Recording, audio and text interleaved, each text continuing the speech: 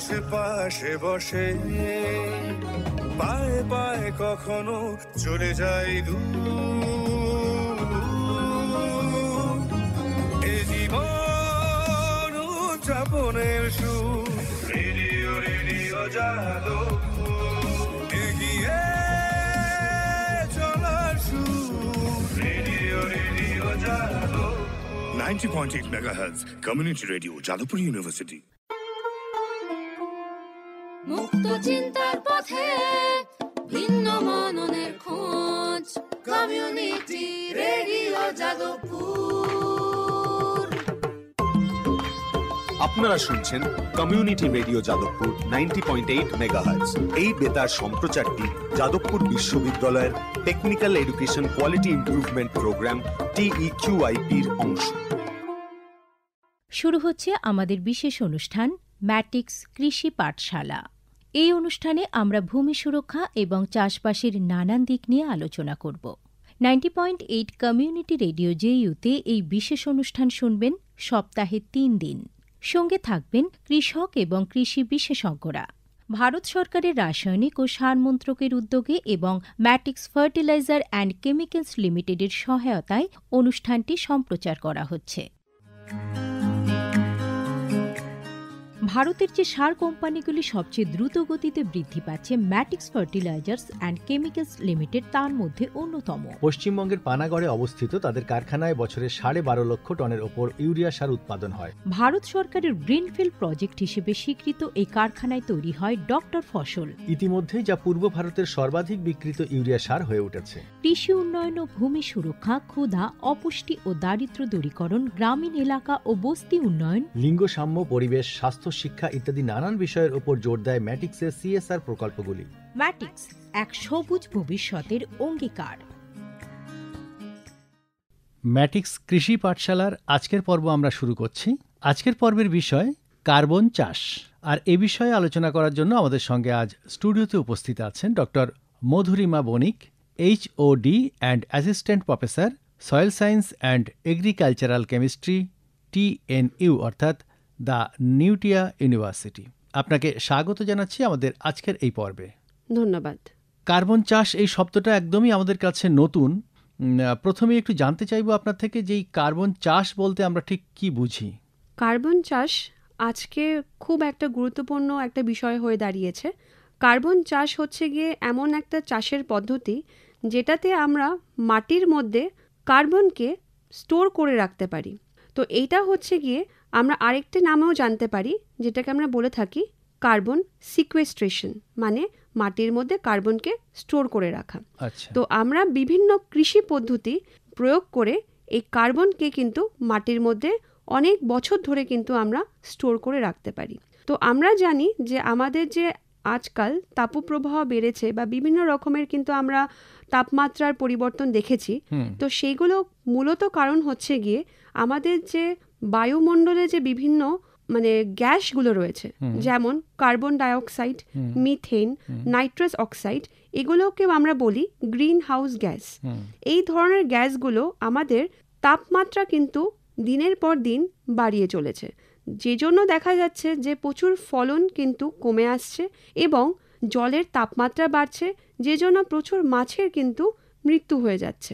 তো এই কার্বন চাষের এমন একটি পদ্ধতি যে আমি কিছু চাষ পদ্ধতি করে এই কার্বনগুলোকে আমি বায়ুমণ্ডল থেকে ট্র্যাপ করে মাটির মধ্যে কিন্তু আমি স্টোর করে রাখতে পারি।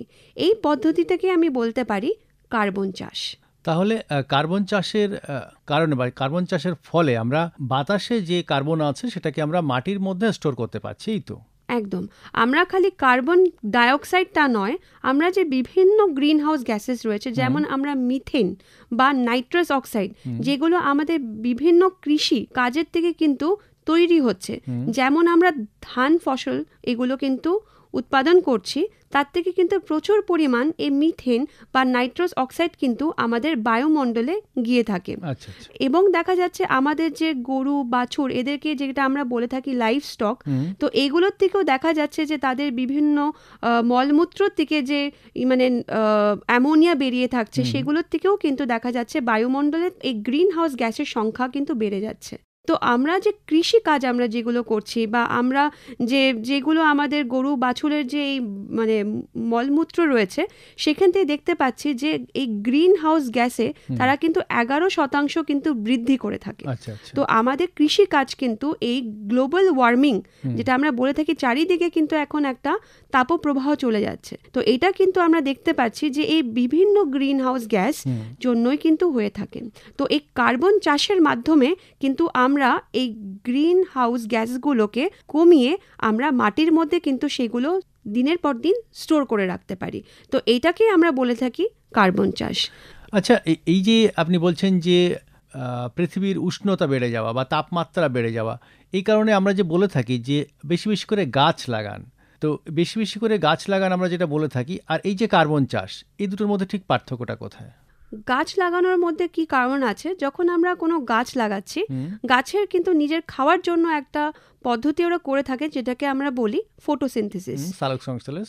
হ্যাঁ, তো এই ফটোসিনথেসিসটা যখন করছে গাছ, সেখানে দেখা যাচ্ছে যে প্রচুর পরিমাণ তারা কিন্তু বায়ুমণ্ডল থেকে কার্বন ডাইঅক্সাইড কিন্তু নিয়ে থাকে এবং এই কার্বন ডাইঅক্সাইডটা কার্বন রূপে গাছের দেখা যায় শাখা প্রশাখার মধ্যে কিন্তু স্টোর হয়ে থাকে।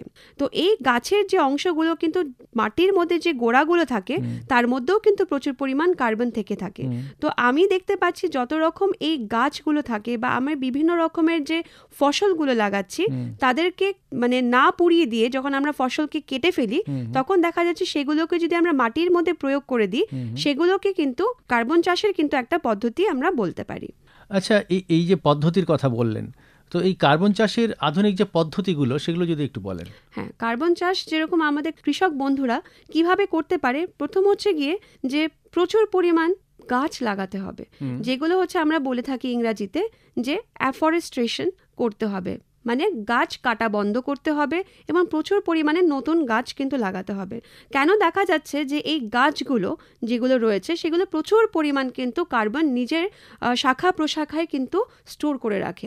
তো এই গাছগুলো কিন্তু একটা কার্বন চাষের কিন্তু একটা বড় রূপ প্রদান করছে। তো আরেকটা আমি পদ্ধতি বলতে পারি যে আমাদের যে গ্রাসল্যান্ডগুলো রয়েছে যেখানে প্রচুর পরিমাণ ঘাস থাকে, যেখানে আমরা গরু বাছুরকে নিয়ে যাই ঘাস খাওয়াতে, সেই জমিগুলোতে আমি যদি কন্টিনিউয়াস বা মানে বছরের পর বছর যদি আমি গরু চড়িয়ে যাই এবং ঘাসগুলোকে খাইয়ে যাই তাহলে দেখা যাচ্ছে জমিগুলোতে ফসল আর কিছু থাকছে না, ঘাসও থাকছে না, তো সেই জমিগুলো কিন্তু ক্ষতিগ্রস্ত হয়ে উঠছে। তো এই ধরনের যেখানে যে ঘাস আছে যে জমিগুলোতে, সেখানে অল্প পরিমাণ আমরা গরু বাছুরদেরকে নিয়ে ঘাস খাওয়াবো এবং সেটাকে কিছুদিন পর আমরা রিস্টোর করতে রেখে দেবো, খালি রেখে দেবো। ওখানে কন্টিনিউয়াস আমরা গরু বাছুরকে নিয়ে ঘাস খাওয়াবো না, আবার অন্য একটা জায়গায় তাদেরকে নিয়ে গিয়ে ঘাস খাওয়াতে হবে। তো এইভাবে যদি আমি আমার গ্রাসল্যান্ড যেখানে আমরা ঘাস এরিয়া আছে জমির, সেগুলোকে আমি যদি সঞ্চয় করে রাখি। আরেকটা হচ্ছে রিনিউয়েবল এনার্জি। তো এটা মানে কি, আমরা দেখুন এই যে আমরা যে এখনকার দিনে তাপমাত্রা বেড়ে যাচ্ছে, প্রচুর পরিমাণ এসি চালাচ্ছি, একটার বেশি 2-3টে ফ্যান চালাচ্ছি, তো আমরা যে ইলেকট্রিকগুলো ফোরাচ্ছি সেগুলো কোথার থেকে আসছে? Thermal power plant. তো থার্মাল পাওয়ার প্ল্যান্টগুলো কি করে চলছে? প্রচুর পরিমাণ কয়লা নিচ্ছে, তো কয়লার থেকে প্রচুর পরিমাণ কিন্তু এই কার্বন ডাইঅক্সাইড কিন্তু তারা তৈরি করছে এবং সেটা চলে যাচ্ছে কোথায়? বায়ুমণ্ডলে।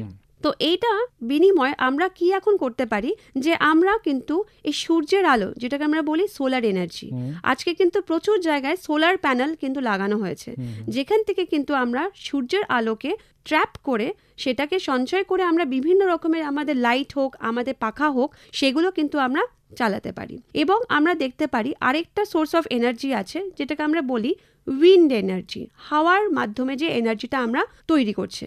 তো এই বায়ুর থেকে যে আমরা এনার্জি তৈরি করছে, যেরকম বিভিন্ন টারবাইন সেগুলো অপারেট করে দেখা যাচ্ছে সেখান থেকে কিন্তু একটা হাওয়ার থেকে একটা এনার্জি তৈরি হয়। তো এই এনার্জি দিয়েও কিন্তু আমরা বিভিন্ন লাইট হোক, পাখা হোক, এগুলো কিন্তু আমরা বিভিন্ন গ্রাম্য পরিবেশে কিন্তু চালিয়ে থাকতে আমরা পারি। তো এই হাওয়া বা এই সূর্য আলোকে কিন্তু আমরা এনার্জি হিসাবে কিন্তু প্রয়োগ করতে পারি। এছাড়াও আরও বিভিন্ন পদ্ধতি রয়েছে, যেমন কনজারভেশন টিলেজ। কনজারভেশন টিলেজ বলতে আমরা কি বলছি, যে আমি যখন একটা ফসলকে কাটছি তারপরে আমি চাষটা দেব না, আচ্ছা। যদি আমি চাষটা বারেবার দিয়ে থাকি, আমার মাটিটা কিন্তু খুব তাড়াতাড়ি ঝুরঝুরে হয়ে যাচ্ছে। এই ঝুরঝুরে হয়ে যাওয়ার জন্য কিন্তু একটু বৃষ্টি হলেই কিন্তু দেখা যাবে মাটি ধুয়ে কিন্তু চলে যাচ্ছে। আচ্ছা। তো এই ধরনের জমিতে ধরে নিন ফসলটা কাটার পর সেই পাতাগুলোকে বা ডালপালাগুলোকে যদি আমি জমির মধ্যেই রেখে দিই, সেটা কিন্তু দেখা যাচ্ছে যে আমার কিন্তু কার্বন চাষের কিন্তু অনেক বড় মানে সুফল দিচ্ছে।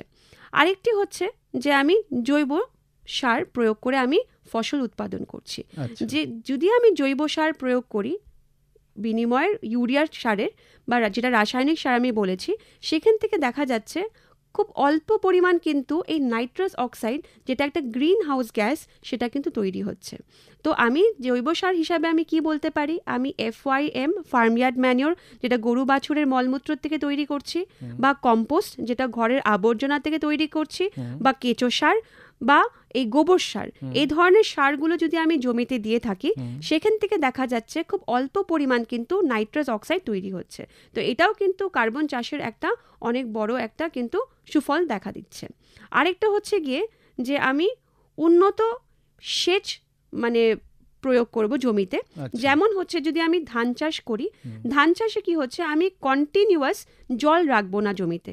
আমি কি করব, অল্টারনেট ভেজাবো এবং শুকোবো জমিটাকে। কখনো জল থাকবে জমিতে, কখনো জলটাকে আমি ড্রেন করে বার করে জমিটাকে শুকনো রাখবো। এতে দেখা যাচ্ছে খুব কম পরিমাণের মিথেন বা নাইট্রাস অক্সাইড এই ধরনের গ্যাসগুলো কিন্তু তৈরি হচ্ছে।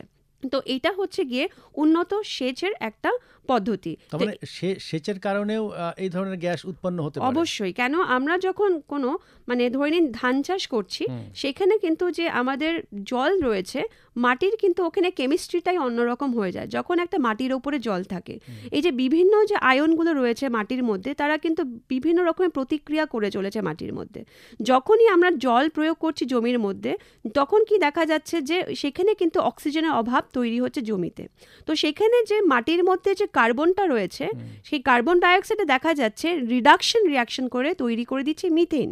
এই মিথেন গ্যাসটা কিন্তু উড়ে গিয়ে আমাদের বায়ুমণ্ডলে যোগ হচ্ছে।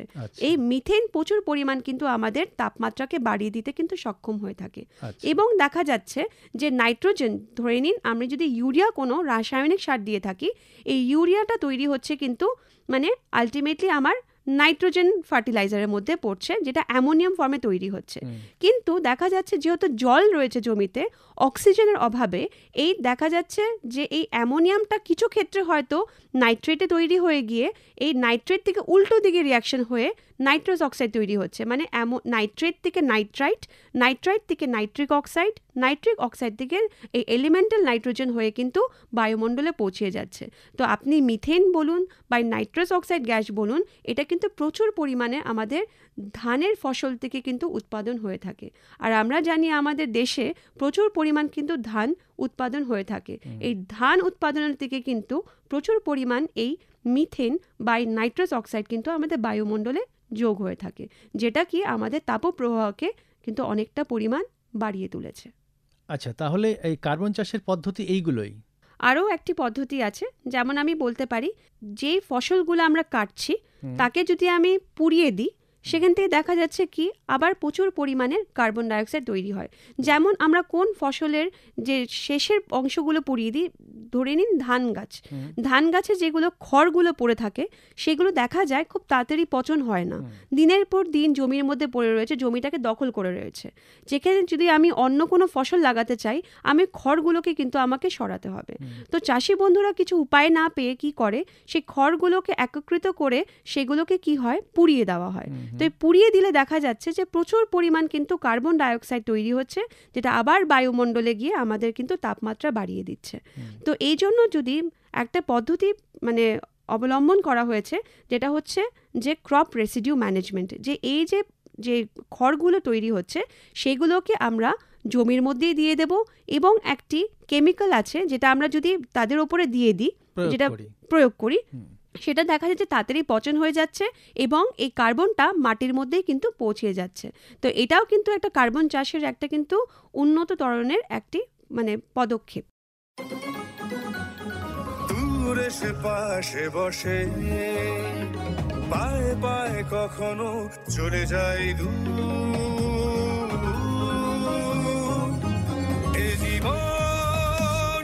উদযাপনের সুর রেডিও রেডিও যাদবপুর এগিয়ে চলার সুর radio radio Jadavpur 90.8 megahertz community radio Jadavpur university.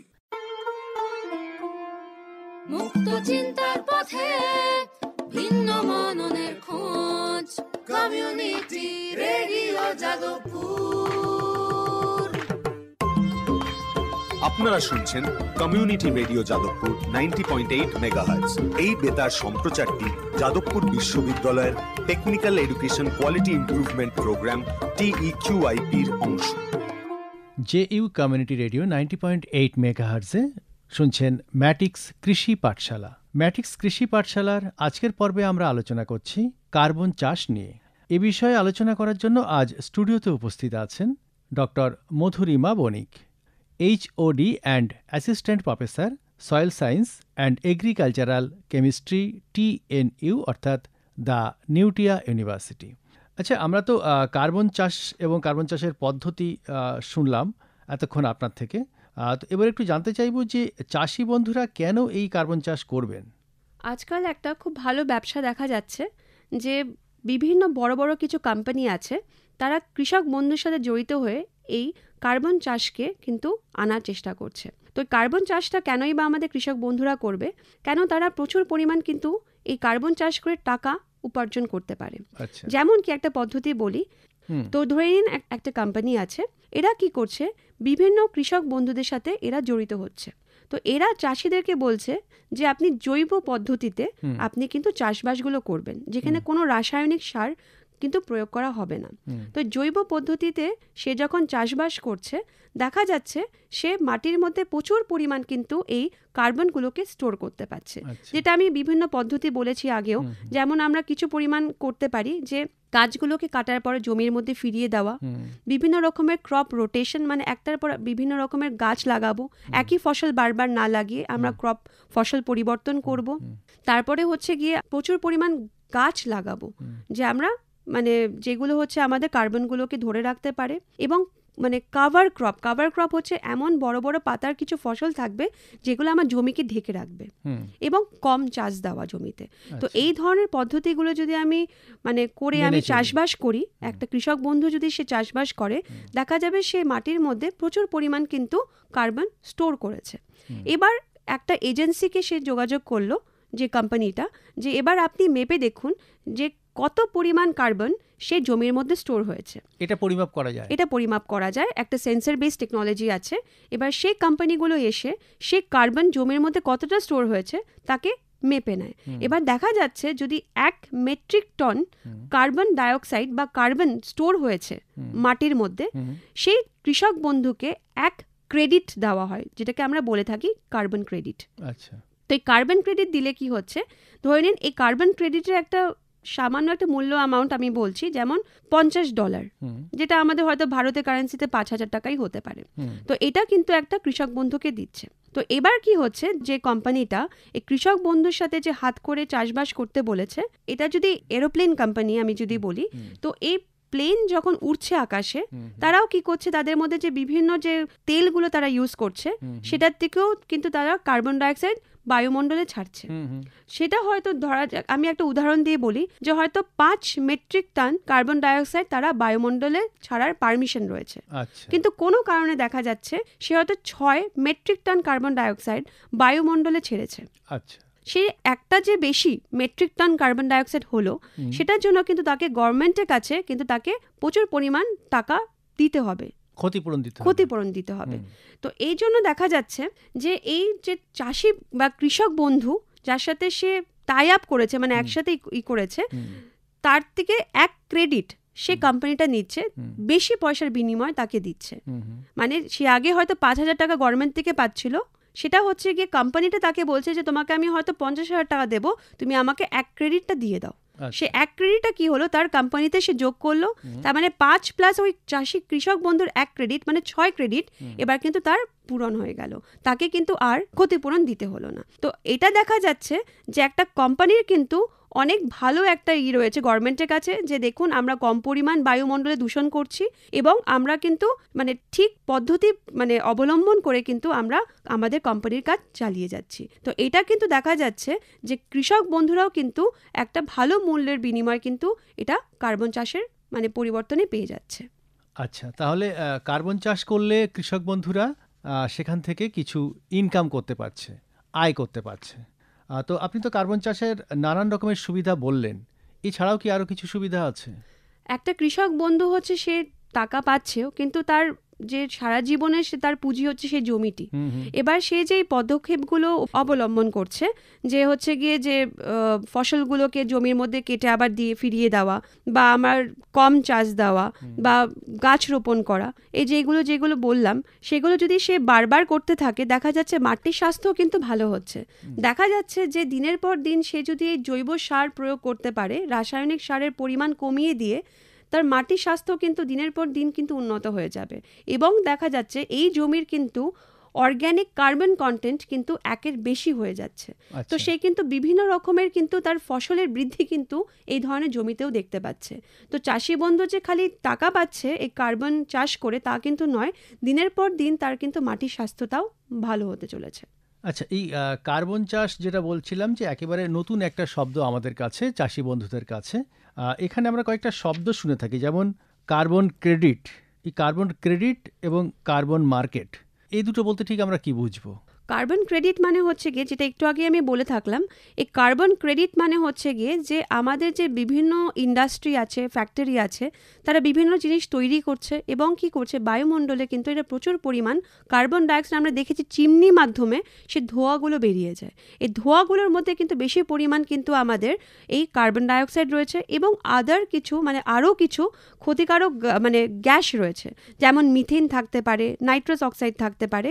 এইগুলো কিন্তু ক্ষতিকারক যে গ্যাসগুলো রয়েছে, দেখা যাচ্ছে তারা কিন্তু বায়ুমণ্ডলে গিয়ে আমাদের তাপমাত্রাকে প্রচুর পরিমাণ বাড়িয়ে দিচ্ছে। তো এই ধরনের গ্যাসগুলোকে কমানোর জন্য গভর্নমেন্ট একটা পদক্ষেপ নিয়েছে, যেটা হচ্ছে গিয়ে যে প্রত্যেকটা ফ্যাক্টরি বা কোম্পানি যেগুলো এই ধরনের গ্যাস মানে তৈরি করছে, তাদেরকে একটা সীমিত করে দিয়েছে যে আপনি হয়তো 5 মেট্রিক টন কার্বন ডাইঅক্সাইড বায়ুমণ্ডলে ছাড়তে পারবেন, এর বেশি কিন্তু আপনি ছাড়তে পারবেন না। কিন্তু কোনো কারণে ফ্যাক্টরিতে বা ইন্ডাস্ট্রিতে সে হয়তো 5-এর জায়গায় 7 মেট্রিক টন কার্বন ডাইঅক্সাইড হয়তো ছেড়েছে। তো এবার যে 2 বেশি মেট্রিক টন কার্বন ডাইঅক্সাইড যেটা হলো, তার জন্য কিন্তু তাকে গভর্নমেন্টের কাছে কিন্তু মানে ফাইন দিতে হচ্ছে। তো এই 2 মানে কার্বন যে মেট্রিক টন তৈরি হয়েছে সেটাকে সে কিভাবে কমাতে পারে। তো দেখা যাচ্ছে যে বিভিন্ন চাষের পদ্ধতির থেকে যে কার্বনগুলো মাটির মধ্যে স্টোর হচ্ছে, কৃষক বন্ধুগুলোকে গভর্নমেন্ট কি করছে, এই কার্বন ক্রেডিট দিচ্ছে।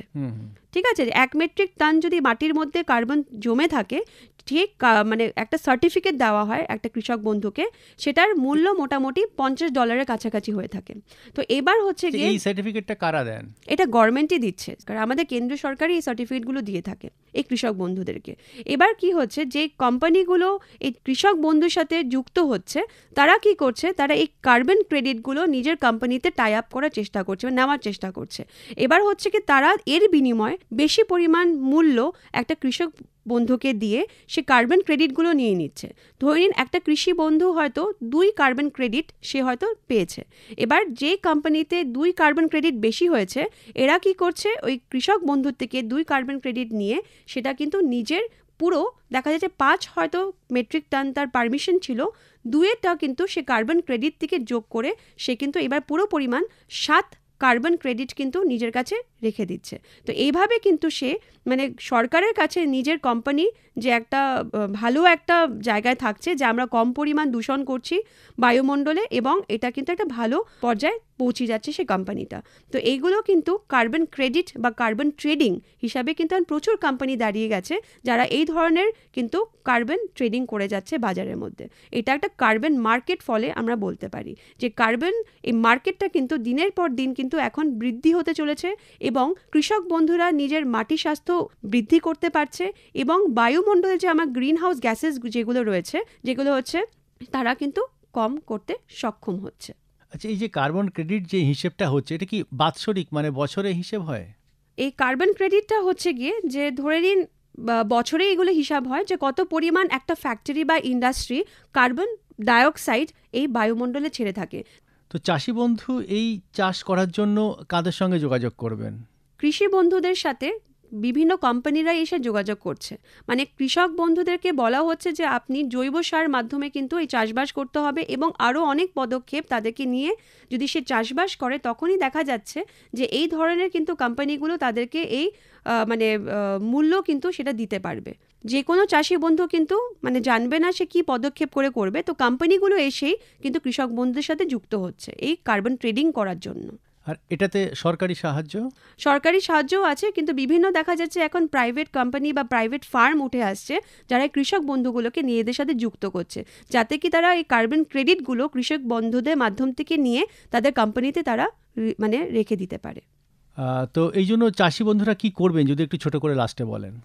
চাষি বন্ধুদের যেটা মূলত দরকার সেটা হচ্ছে কি তাদের মাটিটাকে সুস্থ এবং সুস্থ করে রাখা আর কি। তো এই মাটিকে যদি সুস্থ করে রাখতে হয়, আমার প্রথমত পদক্ষেপ হচ্ছে গিয়ে যে আমি জৈব চাষের দিকে যাব।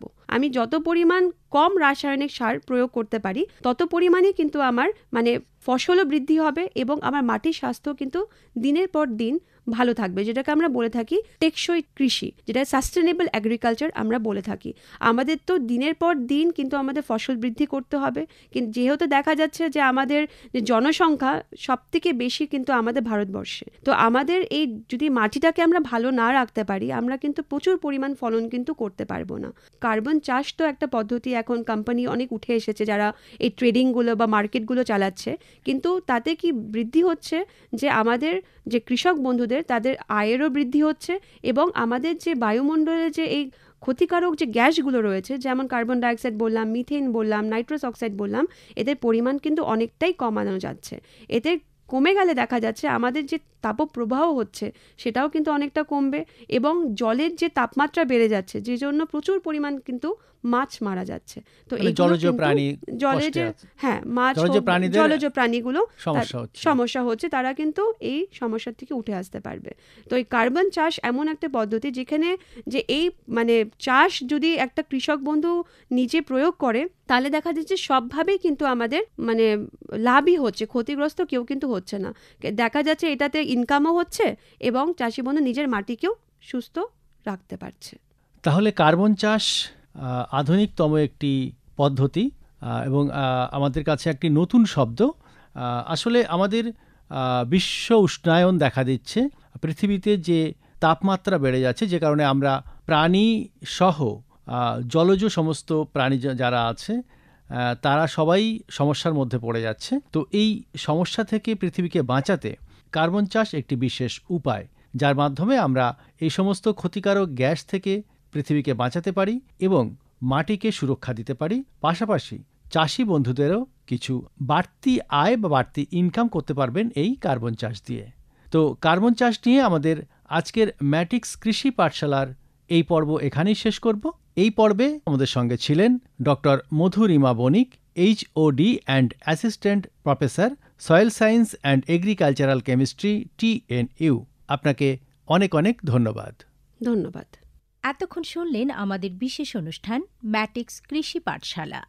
ভারত সরকারের রাসায়নিক ও সার মন্ত্রকের উদ্যোগে এবং ম্যাটিক্স ফার্টিলাইজার অ্যান্ড কেমিক্যালস লিমিটেডের সহায়তায় অনুষ্ঠানটি সম্প্রচার করা হল।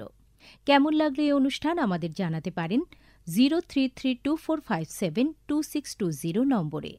আপনারা আমাদের মেলও করতে পারেন radio.ju@gmail.com এ। আমাদের ইউটিউব চ্যানেল রেডিও JU, এখানেও আপনারা এই বিশেষ অনুষ্ঠানটি শুনতে পারেন। আর আমাদের ইনস্টাগ্রাম আইডি radio_JU আপনারা ফলো করতে পারেন। আজকের মতো ম্যাটিক্স কৃষি পাঠশালা এ পর্যন্তই। শুনতে থাকুন কমিউনিটি রেডিও JU 90.8 মেগাহার্টজে। ভারতের যে সার কোম্পানিগুলি সবচেয়ে দ্রুত গতিতে বৃদ্ধি পাচ্ছে ম্যাটিক্স ফার্টিলাইজার্স অ্যান্ড কেমিক্যালস লিমিটেড তার মধ্যে অন্যতম। পশ্চিমবঙ্গের পানাগড়ে অবস্থিত তাদের কারখানায় বছরে 12.5 লক্ষ টনের ওপর ইউরিয়া সার উৎপাদন হয়। ভারত সরকারের গ্রিনফিল্ড প্রজেক্ট হিসেবে স্বীকৃত এই কারখানায় তৈরি হয় ডক্টর ফসল। ইতিমধ্যেই যা পূর্ব ভারতের সর্বাধিক বিক্রিত ইউরিয়া সার হয়ে উঠেছে। কৃষি উন্নয়ন ও ভূমি সুরক্ষা, ক্ষুধা, অপুষ্টি ও দারিদ্র্য দূরীকরণ, গ্রামীণ এলাকা ও বস্তি উন্নয়ন, লিঙ্গ সাম্য, পরিবেশ, স্বাস্থ্য, শিক্ষা শিক্ষা ইত্যাদি নানান বিষয়ের ওপর জোর দেয় ম্যাটিক্সের CSR প্রকল্পগুলি। ম্যাটিক্স, এক সবুজ ভবিষ্যতের অঙ্গীকার। মুক্ত চিন্তার পথে ভিন্ন মননের খোঁজ, কমিউনিটি রেডিও যাদবপুর। আপনারা শুনছেন কমিউনিটি রেডিও যাদবপুর 90.8 মেগাহার্টজ। এই বেতার সম্প্রচারটি যাদবপুর বিশ্ববিদ্যালয়ের technical education quality improvement programme TEQIP-র অংশ। দূরে সে পাশে বসে, পায়ে পায়ে কখনো চলে যায় দূর। এ জীবন উদযাপনের সুর, রেডিও রেডিও যাদবপুর। এগিয়ে চলার সুর, radio radio Jadavpur. 90.8 megahertz community radio Jadavpur university.